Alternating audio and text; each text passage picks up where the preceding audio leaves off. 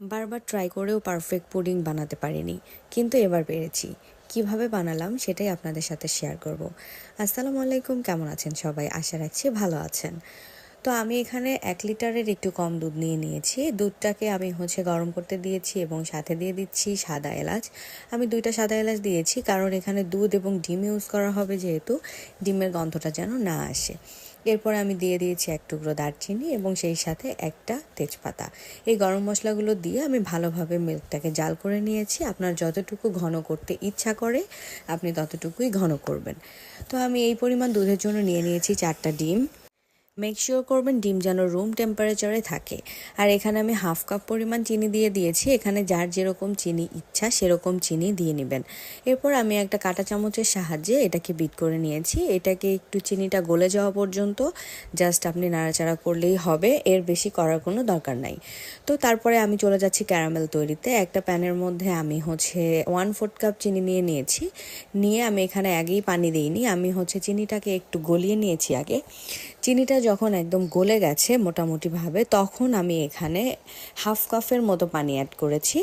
তো পানিটা অ্যাড করার পরে চিনিটা শক্ত হয়ে যাবে, এটাতে ভয় পাওয়ার কোনো কারণ নাই।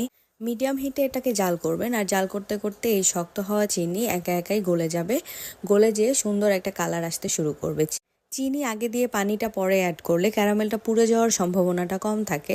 দেখা যায় ক্যারামেলটা অনেকে পুড়িয়ে ফেলে, দ্যাটস ওয়াই কিন্তু আমাদের পুডিংটা তিতা একটা স্বাদ চলে আসে। তো এই জন্য আমি পানিটা পরে অ্যাড করেছি। তো আমি এটাকে অরেঞ্জিশ রাখবো দেখে এইরকম জাল করে নিয়েছি। কেউ যদি আরেকটু ডার্ক করতে চান সেক্ষেত্রে আপনারা আরও একটু বেশিক্ষণ জাল করে নেবেন। তো আমি ক্যারামেলটাকে যে প্যানে আমি পুডিংটা সেট করব সেই প্যানে ঢেলে নিয়ে আমি একটু প্যানের গাটা সহ সব কিছুতে দেখতেই পাচ্ছেন ঘুরিয়ে ঘুরিয়ে একটু দিয়ে দিলাম। এরপরে আমাদের মিল্কটা যখন আমার একটা আঙুল এখানে দিয়ে আমি রাখতে পারবো, এই ধরনের যখন ওয়ার্ম থাকবে, তখন আমি আমার যে চিনি এবং ডিমের মিশ্রণটা, সেই চিনি এবং ডিমের মিশ্রণটা আরেকটু নেড়ে চেড়ে আমি এটাকে আস্তে আস্তে অ্যাড করে দিব। অ্যাড করে দেওয়ার পরে কিন্তু আমি চামচ দিয়ে সুন্দরভাবে এটাকে মিলিয়ে নিব। মোটামুটি সুন্দরভাবে মিলালেও কিন্তু দেখা যায় যে ডিমের কিছু কিছু হার্শ অংশগুলো কিন্তু থেকে যাবে। তো এই জন্য অবশ্যই আমাদের একটা ছাঁকনি ইউজ করতে হবে। তো আমি ঢালার সুবিধার জন্য মগে মিল্কটা ঢেলে নিয়েছিলাম এবং একটা ছাঁকনি ইউজ করে আমি আমার যে প্যানটা, সেই প্যানের মধ্যে কিন্তু এটা ঢেলে নিয়েছি। তো দেখতেই পাচ্ছেন আমি চামচ দিয়ে এটাকে আরেকটু নেড়ে চেড়ে নিচ্ছি, যেন ওই যে ডিমের যে অংশগুলা দেখতে পাচ্ছেন এগুলা সহ কখনোই পুডিং কিন্তু করা যাবে না। আপনার পুডিংটা সম্পূর্ণটা তাহলে নষ্ট হয়ে যাবে। তো আমার ঢালা শেষ হয়ে গেছে। এখন আমি একটা কেকের মোল্ডের মধ্যে কিছু পানি নিয়েছি। পানি নিয়ে সেই পানিতে এটা বসিয়ে দিয়ে আমি মাইক্রোওয়েভে 360 ডিগ্রিতে 1 ঘন্টার মতো এটাকে বেক করেছি।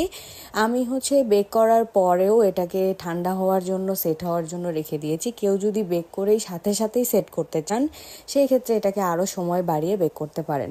তো এই যে হয়ে গেছে আমার সুন্দর ইয়ামি ইয়ামি পুডিং। চলুন এটার লুকটা আমরা দেখে আসি। আমি এটাকে একটা চাকুর সাহায্যে একটু কেটে নিয়ে এখানে মোল্ড আউট করে নিচ্ছি।